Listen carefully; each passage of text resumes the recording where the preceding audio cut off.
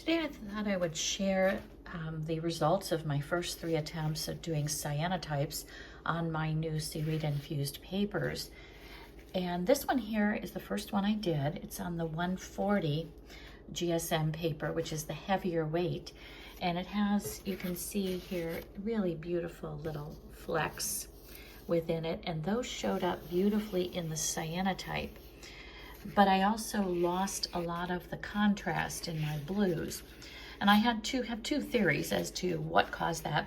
I did leave it out in some pretty high intensity sunlight a little longer than I might have needed to. And then I also probably didn't quite rinse it as much as I should have either, because I noticed that on the back, a lot of that blue color still came through even after rinsing. I just let it dry naturally, and I have a lot of a lot less contrast. So I tried it again, same kind of leaves but without the fern. This time I exposed it for a little less time, probably less than 10 minutes for this one. The other one was probably closer to 15.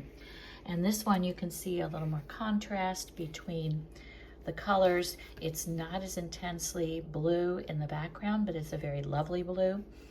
And the leaves, you can see a little more of the texture within the leaves. And the back, I did rinse it a lot more thoroughly, so you can see a little less of the color change on the back. So all in all, I'm happy with both of them. I just think it's a lot to do with both the exposure time and the amount of rinsing that you do. Maybe even the amount of solution that I used to begin with. This other one here, this is on the 90 GSM paper, and I did this one as a wet cyanotype. So I got these beautiful, beautiful patterns and textures. Once I covered it with the sheet of plexiglass and then exposed it to sunlight, I got some really pretty effects around the edges of the leaves and some really lovely effects in the background. So that one worked really well as a wet cyanotype. And again, I rinsed it a little more thoroughly. So all in all, I'm happy with what I did in these first 3 experiments.